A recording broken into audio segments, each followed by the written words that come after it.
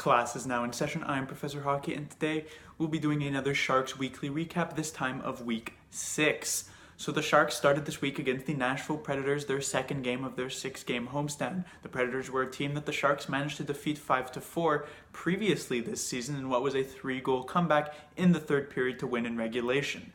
This game was just as exciting as the Sharks held a 3-0 lead in the first period. The Predators managed to come back, score 4 unanswered goals, and take a 4-3 lead early in the third period. But it was not the Predators' game to win in the end, as the Sharks managed to get goals from both Pavelski and Joe Thornton, the two oldest San Jose Sharks, or at least oldest tenured San Jose Sharks, and the Sharks managed to claim the 2 points in a 5-4 win of the Predators, a second time this season. The Sharks then moved on to host the Toronto Maple Leafs, another one of the league's best teams. And this game's first period was just as exciting as the previous, but the Maple Leafs were actually able to score 2 goals, and so the Sharks only held a 3-2 lead by the end of the first. The Maple Leafs were the team in the second period who really came out to play, as they managed to score 2 goals, take a 4-3 lead moving into the third period. This time, the Sharks did not have the same magic that they had against the Nashville Predators, and the Sharks did not get any goals in the third period. The Maple Leafs scored a single one from Mitch Marner, and the Leafs took the win 5-3, and that put the Sharks to 2-1 on their homestand. The Sharks were looking for some revenge in the next game against the St. Louis Blues, who had shut them out last week when they lost 4-0. Chad Johnson was once again in nets for the St. Louis Blues, and so the Sharks were hoping to at least get a goal by him, and the Sharks got more than a single goal. They ended up putting up 4, including 3 in the second period within about a 4-minute span. And this was their most complete game of the season, in my opinion, and so the Sharks right now 3-1 on their homestand, go into the next week looking quite strong, and if they can finish off the homestand well, it looks like they might be able to get a good hold on first place in the Pacific Division, where they sit at the moment.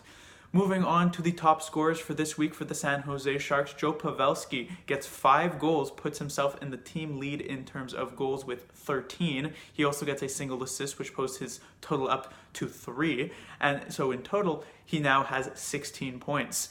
Erik Karlsson is next, as he has a big week for himself, certainly one that he needed, with 1 goal, his first of the season, as well as 4 assists, putting his goal total, of course, up to 1, 11 assists on the season, as well as 12 points. Marcus Sorensen, just like last week, gets another 3 points this week, again in only a single goal game, this one coming against the Predators. 1 goal, 2 assists, puts his total up to 9.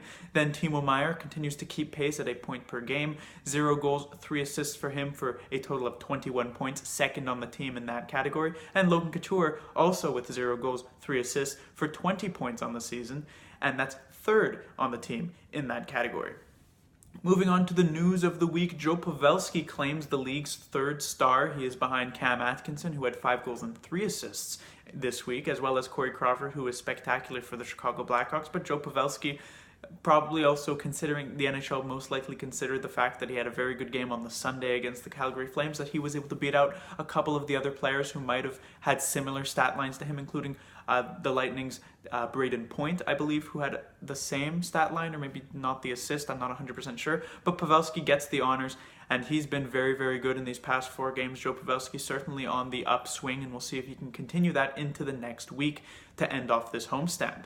Karlsson scored his first goal of the season, and this was definitely a monkey off of his back. He had a ton of expectations coming in. The Sharks had a ton of expectations coming into this season, and Erik Karlsson had not yet lived up to that hype. The numbers were there, the advanced stats were there, but on the score sheet, those numbers were not there. Finally, they have begun to arrive. 5 points in 3 games is what we normally saw from Erik Karlsson on the Ottawa Senators, and so the Sharks are hoping that that can stay consistent and move on into the next week. Finally, Hertl is apparently back from injury, at least what it looks like. It has been mostly confirmed by Peter DeBoer that Hertl will be back in the lineup Tuesday night against the Edmonton Oilers, and it's certainly an interesting discussion on what the Sharks should do with their lines. As well, the Pavelski, Couture, Meier line wasn't very good against the Leafs. It was quite good against the St. Louis Blues. And so the wonder is, do you want to put Hertl back with Couture and Pavelski, or Couture and Meier, and then put Pavelski back with Kane and Donskoy, and then Thornton, LeBanc, and Sorensen? Or do you keep Pavelski, Couture, and Meier together, and then maybe run something like Hertl, Kane, and Donskoy as a second/third line?